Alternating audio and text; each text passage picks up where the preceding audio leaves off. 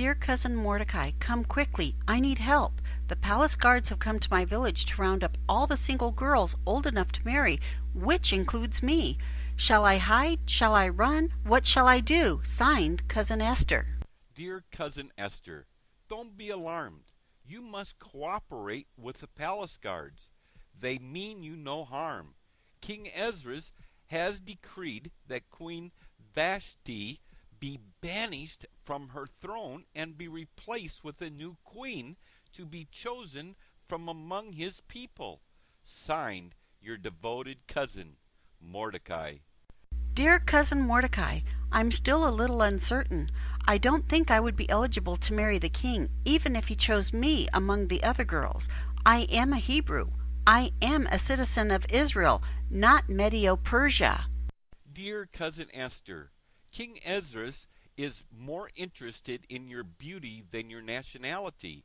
If I were you, I wouldn't mention where you came from or who you were descended from.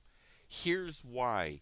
I think God may have chosen you to be the guardian of our people. As queen over all the nations conquered by Medio-Persia, you could have influence with the king in matters pertaining to the future of Israel and our people. Signed, your devoted cousin, Mordecai. Dear cousin Mordecai, I did as you asked. I cooperated with the palace guards, and I have moved into the palace with the other queen candidates. But these people are not Hebrews, and we have nothing in common. I miss my people. Signed, your lonely cousin, Esther. Dear cousin Esther, I am writing this letter as I stand at the palace gate, looking up at your window in the palace. I have stationed myself at the palace gate in order to be close to you. However, due to the palace regulations, no one in the king's harem is allowed contact with anyone outside the palace. So, from now on, the only way I can communicate with you is through letters. However, be assured that I remain here at the palace gates to be a service to you whenever you need me. Signed, your faithful cousin, Mordecai. Dear cousin Mordecai, after months of beauty treatments and charm schools, I was finally introduced to King Xerxes last night, and guess what? He chose me to be his queen. Imagine me, a Hebrew peasant, now has complete access to the king's gold and all the king's privileges. I am so glad you talked me into cooperating with the authorities. Signed, your grateful cousin, Esther.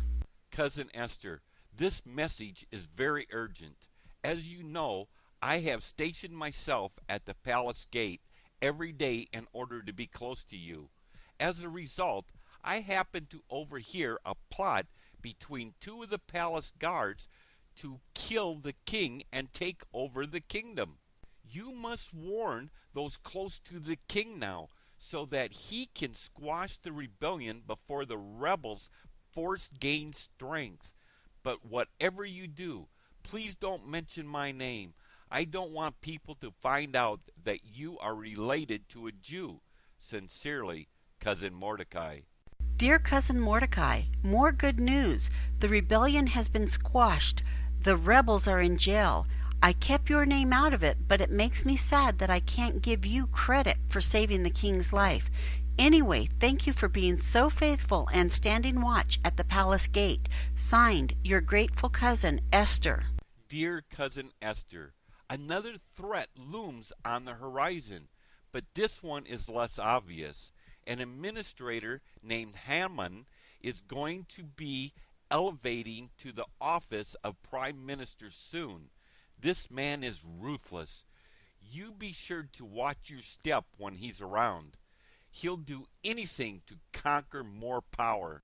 He has recently elevated himself without authority of the king. He has people bowing down to him as if he is the king himself.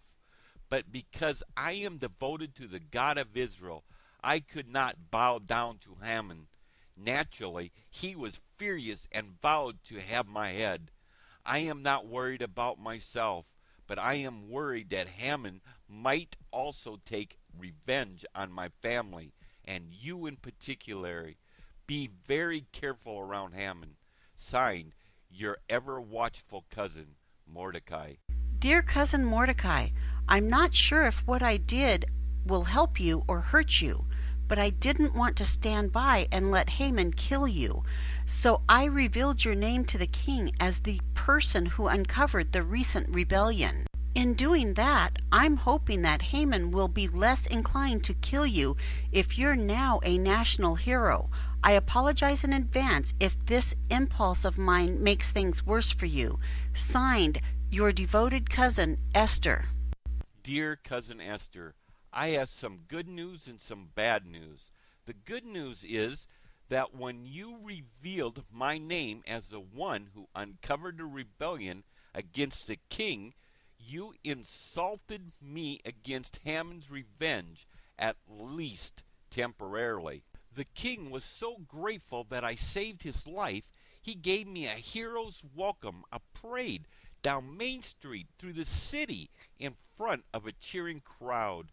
I don't think it's exaggerating to say that I am now more famous than Haman himself. The bad news is that it was Haman himself who the king assigned to lead the parade in honor. Haman was furious. He vowed that if he couldn't kill me, he would wipe out all of my kind. Cousin Esther, do you know what that means? That means that Haman has vowed to murder all the Hebrews here, all of them, using his authority as prime minister. Haman has already put the plans in motion to begin the assault on our people. He has planned to mobilize the entire Medo-Persian army to murder all the Hebrews in a single day. I'm absolutely devastated. I don't know what to do. Signed, Cousin Mordecai. Dear Cousin Mordecai, what have I done? All I wanted to do was keep you from Haman's wrath, but all I've succeeded in doing is endangering our people. In addition, Haman has constructed the gallows that he intends to use to have you hanged. Oh, Cousin Mordecai, all this is my fault. Isn't there a way we can stop this massacre? Signed, Esther. Cousin Esther, we still have a chance. Do you remember when the palace guards were rounding up all the girls of marrying age to choose a new queen? At that time, I speculated that God himself might be engineering this whole thing so that you might be an influence in safeguarding our people. It is clear to me now that this is exactly what God had in mind for you. And now is the time for you to act. You must go into the throne room while King Ezra is on the throne, and you must assure him that our people are no threat to the security of the empire. You must tell him that this whole scheme was just an overreaction of an insult to Haman. And if the king still won't stop the murders, you must reveal to him that you yourself are a Hebrew. Esther, my beloved cousin, I know that I told you earlier to keep our nationality a secret, but now I am telling you that you must make it public. It's the only way to save our people. If the king loves you as he said he does, he will stop the murders. I ask you to do this knowing that if the king says no, you could lose your life as well. Signed, your reluctant cousin, Mordecai. Dear Cousin Mordecai, I think you're right. God did plant me here in the palace to protect our people.